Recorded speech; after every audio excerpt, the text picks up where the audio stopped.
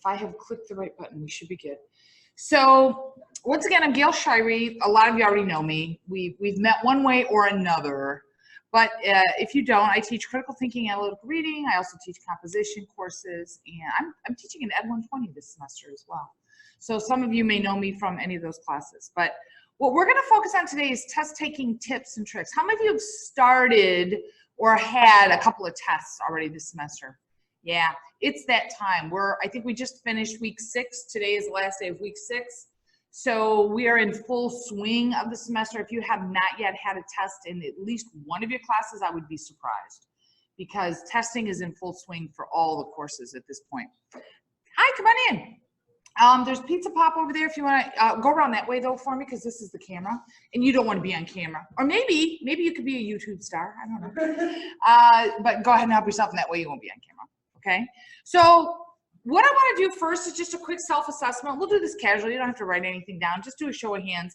I'm going to do questions. I'm going to shout out to you, and just you tell me, yes, this is you. No, this is not you. Okay? So, yes, I never seem to have enough time to finish an exam. Do you run out of time on the exam? Okay. There are a few of you. All right. I answer all exam questions. I don't leave any blanks. Have you ever left a blank? Okay, so you answer all questions. Have you ever left a blank on a test of any kind? Yeah, some of us have. Okay, great. I read the directions twice before I answer the question. Anybody? Okay, you say you read it twice. Do you really read all the questions twice is my question. Yeah, sometimes, maybe, maybe not. Okay. When you take a multiple choice test, do you go with the first answer that seems correct? Yep. Okay, good. How many of you double check your answers? Okay, that's a good habit. Very good. When you answer essay questions, do you organize your thoughts as you're writing? Anybody do that? Okay, good. Do you match grammar in the question with grammar in the answer? Do you even look at grammar, question, and answers? Anybody? Nope. Okay, so that's a new one for you. If you're unsure of an answer, you avoid absolute words. Now, my first question, before you even answer it, do you know what absolute words are? Give me a shout out if you do. Anybody? Ooh. Okay, so the cool thing today is you are gonna learn something new today, because I'm gonna teach you some absolute words. How many of you change your answers on tests? Yeah, okay, we're gonna talk about that.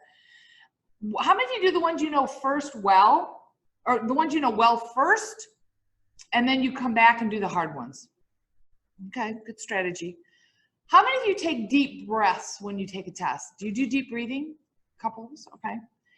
Now this last one, when you're doing an essay exam, do you know these terms? Do you know them all, or do you only know some of them? So the terms are evaluation, summarize, contrast, prove, and justify. Do you know all those words, or do you know maybe one or two of those words? How many of you know at least one of those words? Okay, great. You know it well enough that you could define it. Okay. How many of you know all of them well enough to define them? Okay, yeah, so great. So we're going to talk about this right now, and I'm going to go through this, and I'm just going to give you some general information. So you never seem to have enough time to finish an exam. Quite a few did that. You run out of time. One of the things is that's a time management issue. So time management means the way you're doing the test. So some of you said you do the easy ones first, go back and do the hard. That's actually a really good strategy. You do the ones that you have quick recall right away, skip over. How many of you do a test in order? Do you do them in order? Like you go 1, then you go 2, then you go 3? Yeah. A lot of us do. Most tests, though, there's no reason you have to go in order. You can do them in any order you want, as long as you what? You get them all, yeah, you get them all done, right? You get all of them done. So we're going to talk about some time management in a few minutes on how to make sure that you don't run out of time. Here's the flip side to this one. How many of you are done before the end of time for the exam? So what I mean by that is, if you have a 60-minute session and they say, okay, you're going to take the test and you get to leave when you're done, and you're done in 30 minutes and you walk out the door, I mean, you're done in less than 60. How many of you get done before the end of the time? Yeah. That's actually more dangerous than running out of time. Do you know what's happening there to do that? We talked a little bit about it last time. Good, that's why you're here today. When you go into a test, your body naturally goes into, we all learned about it, it's like fight or flight, okay? We talked about that. Your body naturally wants to avoid things that are unpleasant. So literally what's going on in your brain, the minute you walk in, nobody I know likes the test. You don't wake up and say, woohoo, I get to take a test today, right? So you go into a test, you don't want to be there, you don't want to do it. Immediately your brain is telling you, let's leave, let's leave, let's leave. And so you're self-pressuring yourself to hurry, you're self-pressuring yourself to get out of that situation because you're uncomfortable, right? So make sure, that's one of the biggest things I can tell you. If you have 60 minutes for a test, use your 60 minutes, okay? And so there are things you can do to help you use your 60 minutes that you're not just sitting there looking at a blank wall, okay? How many of you, have you ever left a blank question on a test? Anybody? Okay. So my word of advice there is don't do that, ever. A blank is always, always what? Wrong. It's a guaranteed wrong. So it's kind of like the lottery. You can't win if you don't play. So even if you don't know an answer, if you at least attempt something and write something down, a couple of things will happen. Maybe you get lucky and get something within the realm of correct, or the instructor might give you partial credit for at least attempting an answer, right? You can't lose by attempting an answer on most college class tests, okay? Unless the instructor explicitly tells you, never leave a blank, okay? How many of you read your directions twice? A lot of you indicated you do. So here's my question. How do you read them twice? What do you do? Give me a shout out, anybody. Go for it. If I'm allowed to write on the test paper, I underline stuff that I need to pay attention to, or if there's slower words, I scratch them out. That's fantastic. That's a great strategy. Okay. Go for it. I always read it twice because usually the first time I'm reading it too fast, I don't understand what to do, so I read it again just to make sure. That's exactly what's going on. So remember what I said a minute ago, your brain's uncomfortable, you're in an uncomfortable situation, it's fight or flight. So what's happening is your chemicals are going to your body and they're leaching out of your brain, so you're not thinking 100%, right? You need to give it time. We're going to talk about breathing in a minute as well. So take a couple of deep breaths, because oxygen then will help regulate and it calms your brain down. Exactly what you're saying. It gives your brain time to think through some things. So that's exactly it. You're reading fast, you may have missed some things. One of the things I recommend is you read it, cover the question. Can you say the question in your head in your own words? Because then you have a good understanding of what the question's asking. And then read it again and make sure you match, okay? When you cover, you force your brain to go for it. Yeah, go for it. I always like to read the question, then look at the possible answers, and then go back and read the question again. Make sure I understood it in the context of what my options are. Yeah, I mean, that's a great strategy. One of the strategies that I would encourage is cover the answers and don't look at them. So read the question twice, and we'll talk about this now, and that's for multiple choice questions is what I'm thinking of. If you cover the answers and then you think of what the answer is in your head or might be, then when you go through your choices, chances are you're hitting the right one if you can bring it back in your mind. But that's also a good strategy. Absolutely. Okay, double check your answers. How many of you double check your answers? So here's my question. What does that mean to you? What does double check mean? Do you go back and change your answer? A lot of you raise your hand. You change your answers? Yeah. So here's the thing. You don't want to change your answers as a general rule. What you want to do is go with your gut. Now, and we're going to talk about this a little bit deeper, but essentially if you're double checking, what you're double checking is a little bit what you said, and the fact that, or what you said, you understand what the question's asking, and then when you're looking at the answers, oh, it makes sense in the context. You're coming back, checking. But if you are doing one of these, I don't know if it's A, I don't know if it's C, I don't know if it's A, you're torn between the two, go with your gut on the first one. Okay, so that's a little bit different. So double checking does not mean you are second guessing yourself. You're double checking to make sure you understood what the question's asking. Okay, let's see. Oh, answering essay questions. So you haven't, how many of you ever taken the essay test? Do you know what an essay test? It's like 1 or 2 questions and you have to write a big giant response, right? So the question is, you organize your thoughts as you're writing. Do you do that? Do you organize your thoughts while you're writing? What do you do on an essay test? Do you just start writing? Do you free write? What do you do? I make an outline on scratch paper. Yeah, so that's exactly what you should do. So here is the thing. You don't want to organize your thoughts in your head. Things get lost, gets mixed up. Your brain's not working at 100% capacity anyways because it's in fight or flight. On a scrap piece of paper, almost every exam you take will allow you a blank piece of paper. Now, of course, there's always exceptions. They may say, no, you can't have it. But if you ask for a blank piece of paper, organize it on a separate piece of paper. And exactly what she's saying, an outline of the things that you want to cover.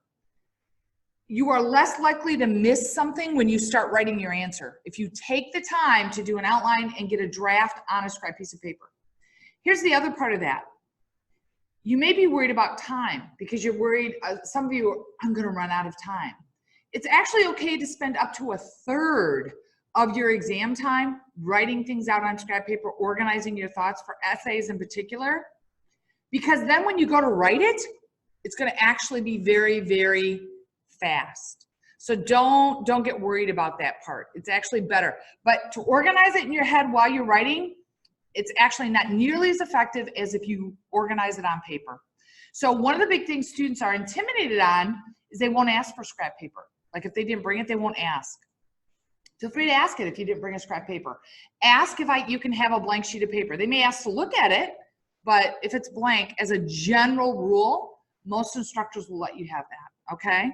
Oh, grammar. Now, you won't see this too much in the college arena, but every now and then you do. So grammar in the question would match grammar in the answer.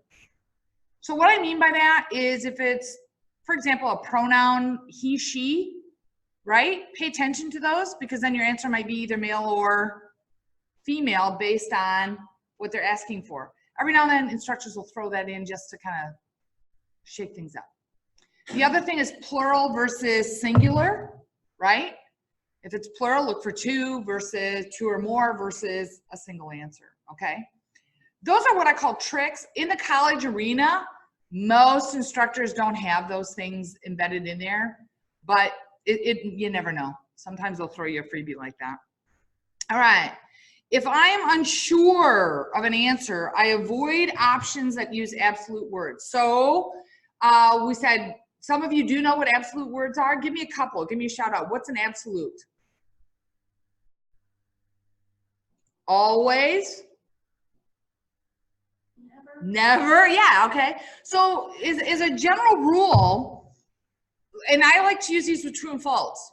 If a true or false statement, and you're trying to determine true or false, if it has the word always in it or the word never, what should be your choice? Or false or true? Which one? Which one do you think? So when you come to Instructor Shirey's workshop, you will always get A's on your test. Yeah, right, because it's not it's an absolute word and it's not true absolutely all the time, right? Does that make sense? So that's a trick. Pay attention to those kinds of words in questions. If they have them, chances are that's not the choice you want to make, or it's going to be a false statement, okay? All right. Most of you already do this. I answer the questions I know well first. That's a strategy. It's called easy peasy. Do the easy peasy first, right? Easy peasy first, tough ones for later. This number 9, this is the one I touched on earlier. You change your answers when you're taking a test. The only time you should go back and change your answer is if you have a different understanding of the question. So if you read the question, you chose an answer, and then when you're going back double checking, you read the question answer and you realize, oh, that is not what the question is asking, that's fine to change. But if you're going back and forth, you're not sure which 2 answers it is, A or C, don't change it. Research shows go with your gut. It's more likely the first one to be the correct one. Again, is that always true? No, because it's not an absolute, right? Okay. Okay, so number 11. If you get nervous, you take a few seconds to take a deep breath. How many of you do deep breathing during a test? Okay, that's a great strategy. Do you guys understand what's going on with the deep breathing? It's not just to calm you down, but it's to realign some chemicals. So if you were here last time when we talked about this, the only time your body takes deep breaths is when it's safe and secure and calm. So when you go to a test, you're not feeling safe, you're not feeling secure, you're anxious, right? So you trick your brain. And what's happening is that fight or flight, the chemicals are leaching into your body to get ready, right? So remember the fight or flight instinct? You can't fight a test traditionally, right? You know, you can beat that paper up, but it's not going to help you. So if you do your deep breathing, that gives your brain time to calm down, to start thinking correctly. It gets oxygen regulated to where it needs to be. You should do this as you are going through the test every time you hit a question that's really difficult or you don't know. So you do it right at the beginning. Take 2 or 3 deep breaths when you start the test. But then also, when you get to questions that you don't know, take another deep breath. Because your anxiety ramps up. You know, you bring it down, but it'll build back up again as you are going through the test every time you hit an unknown, okay? All right. One of the things that helps you, so you have a before, during, and after of the test. What are you doing before? Hi, there's pizza over there if you want to get pizza and pop, if you want to go around, help yourself. Before a test, does anybody know what you're doing? Before you take the test? Yeah, go for it. Yeah. Yeah, I would say so. Absolutely study.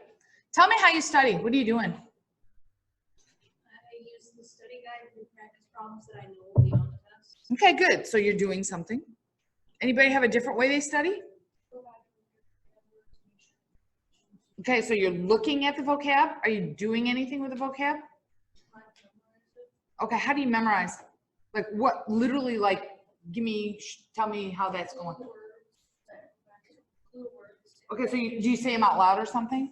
Okay, all right. Anyone else? Go for it. Okay, so you put things in and then it gets them back to you. Okay, great. So far, it's all good. No one has said my big taboo word. If you were here last time, what is the big taboo word? People tell me all the time on how they're studying and it's not studying. Don't listen to music or watch TV. Okay, well, that's one. That's a distractor.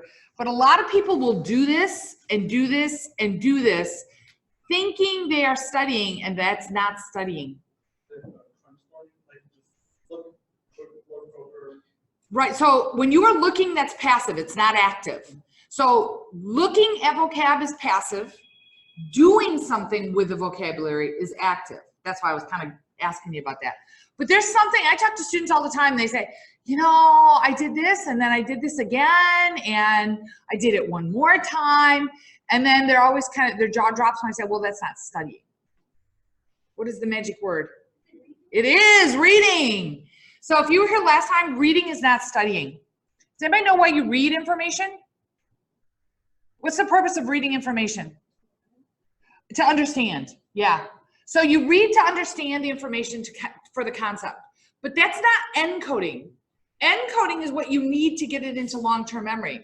So that's a conscious, something you consciously do. So this is when you are studying, you have to be actively, consciously doing something with the information, okay? To encode it into long-term memory. That's the only way you can retrieve it is if it's in long-term. So one of this is group like things together.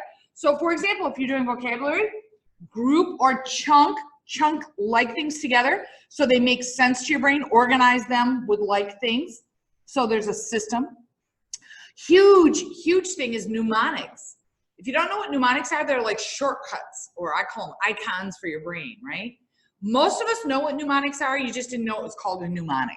So if you had any kind of a decent 4th grade Michigan history teacher, they probably taught you the acronym HOMES. Does anybody know what HOMES stands for? H-O-M-E-S, the word HOMES. Yeah, go for it. Yeah, that is snicker worthy, even though you probably got it from us. Or did you know it from us? Because I think I used that same example, yeah. So that's exactly it, but here's another one. What are the colors of the rainbow in the order they appear? Colors of the rainbow, because the colors of the rainbow, by the way, are always in the same order. Go for it. It is Roy G. Biv. Red, orange, yellow, green, blue, indigo, violet. If you've ever had an algebra class in your life, you know an acrostic. Okay, this is a different type. An acrostic is a silly sentence that the first letter represents what you want. So in algebra, they teach the acrostic, please excuse my dear Aunt Sally, right? What is that? Order of operations, the P, E, etc. Tells you the order, okay? So mnemonics are great. Attach mnemonics to your information. Create your own mnemonic. So one of the things that I teach is actually the memory process. So the memory process is, it comes through sensory input, then it goes to working memory, okay?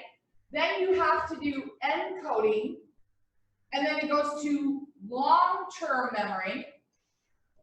Finally, you get retrieval, which means you get it back out, okay? So that's the steps in the memory process. So one of the things I tell students is create a mnemonic. Create a mnemonic. A mnemonic would be, I'll take the first letter of each of these, okay? So I say it's Sweller. Sweller. If you remember Sweller, there are your steps, right? Sensory input, encoding, sensory input, working memory, encoding, long-term, and then retrieval, right? You can also do an acrostic. An acrostic is a silly sentence. So you could create something with each of these letters, a silly sentence. The sillier the better, actually. The sillier is you're more likely to remember it. Remember it. If it makes too much sense, it becomes kind of plain and boring, and your brain kind of forgets it. Here's the other thing. So you chunk your information like with like. Use mnemonics in your studying, okay? So create mnemonics, but then also chunk your time. Especially in the beginning, your brain is not used to, it's like any muscle, you got to exercise it, and it's not used to things. So when you do an exercise routine, what do? You start small, and then you gradually add more time. It's the same thing in the college arena. If this is your first semester, one of the things I recommend is, okay, great, you do sustained studying for 45 minutes, and then stop. Take a break. 15 minutes doing something else. Don't be done. Come back and do some more, right? But it's a 45-15 ratio. Your brain's going to tap out, whether you realize it or not. It's going to tap out. It's done. You think you studied for 3 hours in a row. Your brain wasn't there. It was gone. It took a vacation and didn't tell you. So do 45-15 off. Here's the thing with that 15. Try to do something physical. So I talk to a lot of students that will do time on, and then they'll go take a 15-minute break, and they'll maybe look at their phone, Facebook, or they'll do gaming because that's the way they relax, electronic. Here's what research shows. It's harder for your brain to come back from those things. It's harder to get your attention back into what it needs to be. It can be done, clearly it can be done, but it's harder. So why would you make something harder on your brain, right? So if you do something physical, take a walk, pet the dog, those kinds of things, that is easier for your brain to get back into the groove, okay? All right. So the other thing is, don't forget, you need a full 8 hours of sleep. I talk to people all the time, students especially say, oh no, I only sleep 6 hours, whatever. Research says your brain works best if you get a full 8. Can you function on less than 8? Sure. It just means your brain's not working at 100% capacity. Here's the other part of that. You don't know that it's not working 100% capacity. It's not like your brain says, hey, I'm not working right? But what happens is you feel a little bit tired, or your brain is a little bit slower. It takes more to connect things in the brain, those kinds of things. So as much as you can, get 8 hours every day of sleep. And then all that means is that your brain's working at optimum, the maximum that it can do. Does that make sense? It's like I guess a car engine is the best way I could do it. Yeah, a car engine will run, but it runs better if it's running on all cylinders, right? Okay. So now we talked about some prep, some encoding. That's encoding, studying, remember? Reading is not studying. You read to understand. Studying is when you are actively doing something with the information. So by the way, when you are actively doing something, like we talked about with the vocabulary or something, It's always better to do as much as you can in your own words. If you can't put something in your own words, it's a good trigger for you to realize, oh, I don't maybe understand it totally. Okay? So the day of the test, you go in to take a test. You have a big psych test, right? One of the big things is wake up early. Your brain needs time to acclimate, okay? So it's good if you give yourself a little bit extra time so you're not pressured running in late, because if you are running under the gun, your anxiety will be higher, but also it takes your brain time to kind of calm down and get acclimated to the situation. So just arrive a little bit early. So if your test starts at 10, get there at 5:02. Make sure you have all your stuff, double check. It gives you time to get organized and you won't feel rushed. It'll also help reduce your anxiety, okay? So early is better than late. Eat wisely. A lot of mistakes are made, they don't eat before a test. Your body needs protein and it needs it for energy. When you are doing nothing, let me rephrase that. When you are doing low intellect tasks, right? Everyday stuff. Your brain eats up, I don't have the statistics in front of me. I think it's like something like 50% of your energy, right? But when you go into high-end things, like when you have to really use it thinking, the energy, it uses up more and more of your energy. This is why if you've really been studying and you've really been working, even though you physically haven't been moving, you are tired because your brain is using all of that energy. So when you go out for a test and you're really, really working it and thinking about things, high thought things, it's going to eat up a lot of your energy. So eat wisely so that you have sustained energy. Sugar gives you a fast high, but it also gives you a fast low. It does not last very long, and then you'll get a crash. Proteins are usually the best things for sustained energy. You get proteins in all different ways. They don't have to be meat, right? But don't go into a test on an empty stomach. That is not a smart thing to do. Avoid really large quantities of caffeine, fat, and sugar. Okay, again, caffeine gets you wound up, but it has some other things. You have a crash after. Same thing, fat actually makes you be a little more lethargic. It's kind of the Thanksgiving thing. It's like if you have a test, don't eat a large lunch, because you eat a large lunch, you get sleepy, right? Because you overate some things, okay? Never take an exam on an empty stomach. Pay attention to your environment. One of the first things you should always have is hydrate. We talked about this a little bit last time. The best way to hydrate is water. Water is the simplest thing for your body to break down. Now, we all drink other drinks, myself included, but water is best for your body. It's the easiest to process, okay? Avoid distractors in your environment as much as you possibly can. So when you are encoding, otherwise known as studying, the number one distractor is your smartphone. Number one, out of sight, out of sound. So again, the world will go on without you for an hour if you put it away. But the trick there is out of sight, out of sound. It is so powerful, even if it's not your phone, if it's a sight of someone else's, subliminally, your brain is starting to think about your peeps, your Facebook, or whatever, okay?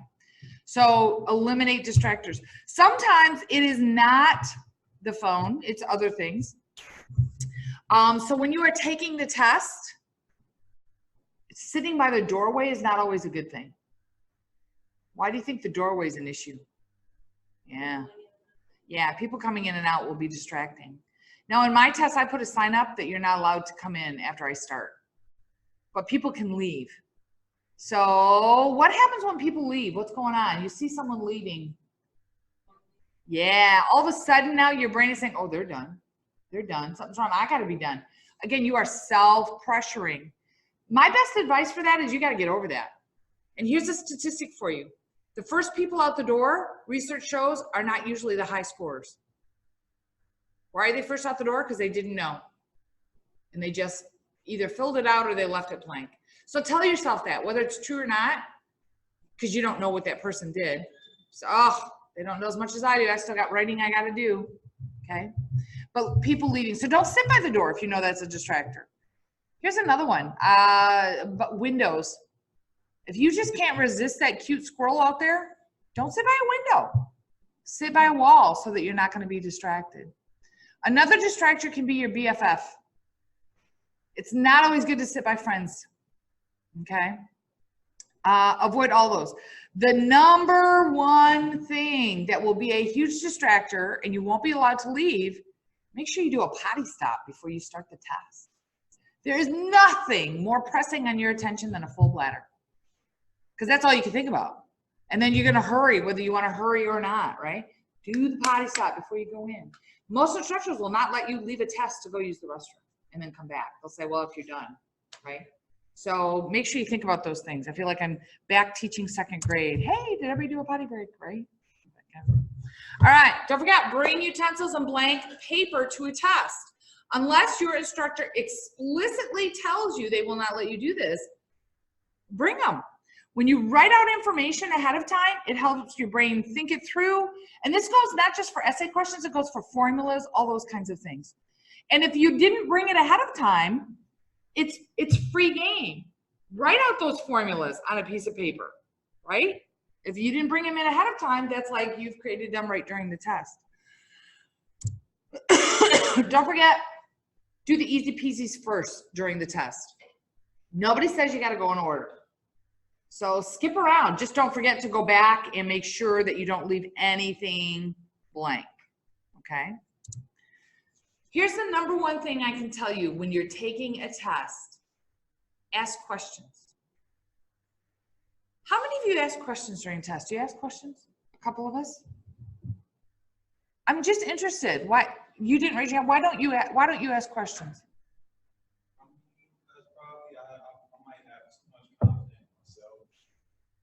Okay, so you think you don't need a question? Not necessarily. Okay. I always feel like I can do it. I just keep telling myself, give myself daily motivation. Like I can do it. I got it. Okay. Yeah, I mean, we don't ask questions because we think we know for sure. Is there another reason that maybe you don't ask a question during a test? Go for it. Because sometimes the instructor expects you to already know the material, so you're like, well, I'm not going to ask you, kind of like, I'm going to help with this. Yeah. I love that. I get that a lot from students. So a couple of keywords you said is probably. Probably is never a guarantee, right? And it's also a myth. So there's a huge difference of testing in the college arena from K-12. So quite often students tell me, well, the instructor or their teacher, they say, their teacher told them, you're not allowed to ask questions during the test, right? Very few instructors at the college arena say that. Okay, so if your instructor does start out and say, you're not allowed to ask questions, and there may be tests like that, absolutely. But as a general rule, ask questions, okay? Ask a question. What is the worst thing that can happen if you ask a question to an instructor? If they say, I can't answer it, or I'm not going to answer it. Again, it's like the lottery. You can't win if you don't play. And a lot of times, if you ask a question about something, they will work at either explaining it in a different way that you understand it better, so you know what they're looking for, right? Or they'll throw you a bone and say, well, remember when we did this in class, blah, blah, blah. And you're like, oh yeah, okay. You don't lose anything by asking. Sometimes students tell me, they feel like, well, I don't want to ask the instructor because, the instructor might get upset or the instructor might not like that, whatever. My best advice is you got to get over that. Get over it. Most instructors are very welcoming to that. Even when they tell you no, they're going to say, oh, no, I'm sorry, I can't answer that. They're going to say it in a nice way. Very few instructors, in fact, I don't know any that are directly, here at SMC, that are directly mean. Go for it. Sometimes it will benefit the whole class. But our view Yeah. is if someone asks a question, I can tell us, I will repeat the question for everybody. Our answer clarifying questions. So, particular things, but I can't tell people how to do things. Yeah. Or repeat it for the whole class to make sure everybody understands the language. There's nothing vague, and everybody has that same information. Yeah. So you're helping others too if you ask a question, because if you have it, chances are 2 or 3 others in the class have that same kind of a question floating in their head. It also helps instructors. I know this has happened to me. They ask a question. I didn't realize that it was not worded clearly. And so then I'll reword it right on the spot. I'll say, okay, what I'm looking, blah, blah, blah, blah. And like he says, that just benefits everybody. So my biggest thing for you is ask questions, okay? The worst thing that'll happen is they'll say no, and you don't lose anything. Don't forget fight or flight. So remember, keep calm and breathe. You are anxious when you are unsure. So deep breaths, become sure, become confident. Part of that is asking questions so you feel more comfortable about what they're asking, okay? If you have a multiple choice question, think of these things. So multiple choice, think first before you look. So this is the thing we were talking about earlier. Read the question twice, no doubt. But before you look at the answers, just cover them up. If you can think of the answer in your head, chances are when you look at the answers, if you match, that's what you're looking for, okay? Don't make any assumptions. So what I mean by this is quite often students will look for patterns in the answers. They're like, oh, I got 4 C's in a row. That can't be right. They wouldn't put 4 C answers in a row. I can tell you I've done that before. Instructors, at least at the college arena, have no time to pay attention to patterns, right? So don't be looking for a pattern. I literally gave an exam one time. It was all true answers. Didn't do it on purpose, but that's the way it worked out. Didn't pay attention till I was scoring. I'm like, oh, these are all true. When I talked with students afterward, they're like, oh yeah, I changed my answer because I just figured it couldn't be true because I'd had so many truths. Well, that's just second guessing, even though you knew the right answer, right? So don't make assumptions. Unless you were told not to, feel free to write on the exam. That was one of the strategies that you shared. Absolutely write on the exam. Circle keywords to help you focus. What is the question really focusing on? What do you need to know, right? Not every word in the question is important. Look for key terminology. In true and false statements, this is especially valuable if you underline the heart of what they're asking for, true or false. That helps you focus and you don't get distracted by the other wording in it. For multiple choice, always make sure you're choosing the best answer, not just the good answer or the right answer. In the college arena, quite often there's more than one right answer in multiple choice. This is in particular on nursing tests. On nursing tests, you will have 3 right answers, but you got to go with the best one, which is the best one. And then, of course, we already talked about this. Avoid absolutes and universals. Avoid double negatives. Again, this doesn't happen too much in the college arena. Very few instructors use double negatives. So what a double negative is, for example, not unimportant would mean it's really important. That's not unimportant, which I'm saying, oh, that is important, okay?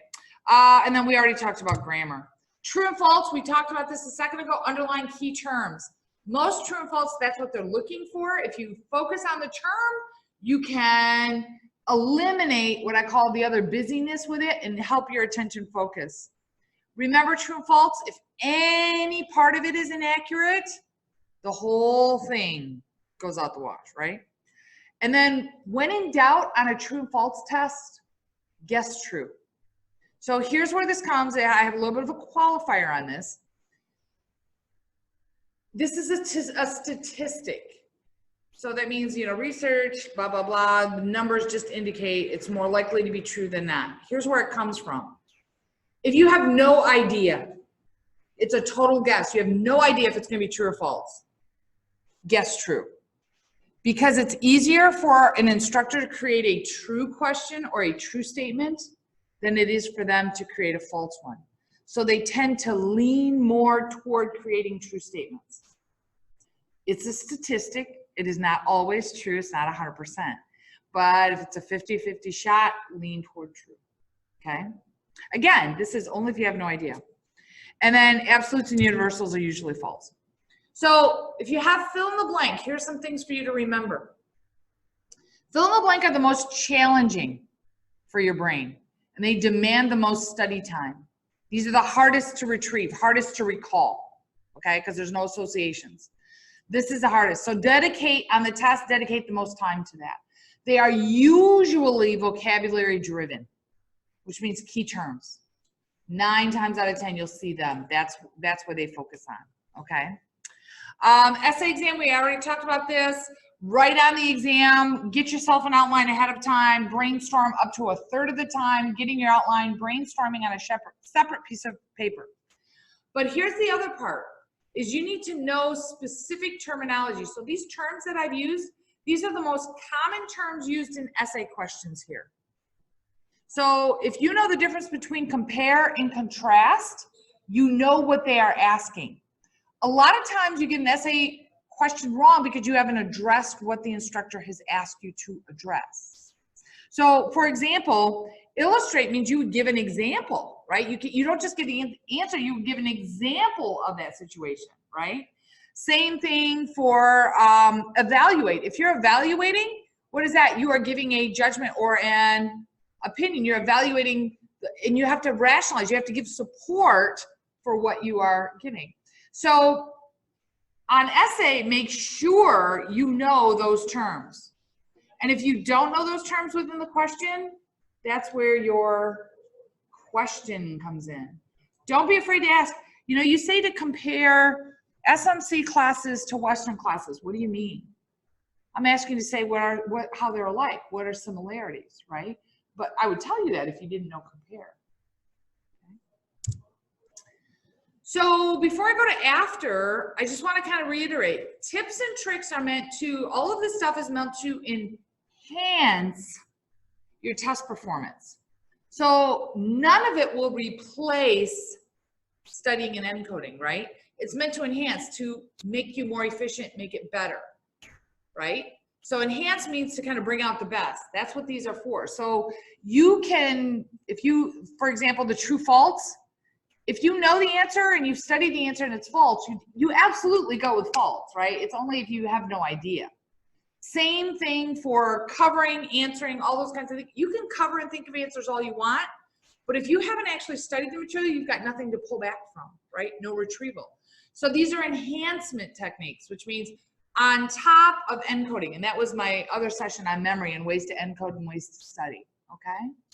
So before is encoding, studying, actively, consciously, actively doing something with the information. During the test, some strategies you can do during the test, deep breathing, come early, those kinds of things. After, when you get the test done, first thing you should do is treat yourself. So this is from The Office. This used to be one of my favorite shows. Treat yourself. Oh, it's not The Office. This is Parks and Rec. Sorry, wrong show. But treat yourself. If you truly put in the time for encoding and studying, it doesn't matter the score. Treat yourself right away after you're done with the test. When I used to take tests in college, my reward to myself, I always had a Twix in my backpack. So actually it wasn't Twix, I lied. It's Reese's, the cups. I would have my Reese's cups and I would break open that wrapper as soon as I walked out the door down the hallway. That was my reward for doing a good job, right? It's not enough just to reward, you need to analyze. Analyzing means you figure out why you got the score you got. Analyzing is actually more important than the score itself. So if you got 80%, but you don't know why you got 80%, that's not any good to you because you don't know what to adapt and what to change. So analyzing means you evaluate, you look at it, and you figure out, okay, why did I get this? You look for patterns. Wow, I noticed I did really well in the true and false, but I had trouble with multiple choice. What's going on with those questions? Or maybe you had trouble with the application questions, story problems, right? Or maybe you realize, oh, all the ones I got wrong, I didn't have in my notes, right? So another time, you know what to adapt and what to change. A lot of times, I would say 90% of the time, maybe 95%, your instructor will be happy to sit down with you and analyze your test with you. So they'll point out some certain things, like if you don't understand why you got it wrong, they will explain some things and then help you analyze. In my classes, we actually have a grid sheet and we look for patterns, all that kind of stuff. And then of course, don't forget to keep those for a study guide on your final exam. A lot of final exams, not all, a lot of final exams will pull from prior tests. Okay? So mine does not do that, but I know a lot of instructors that they do that. So if nothing else, it's a great study guide. So it's also important to understand if you got some wrong, why did you get them wrong, but then what are the correct answers so that you can learn from that as you go on and adapt. Make sense?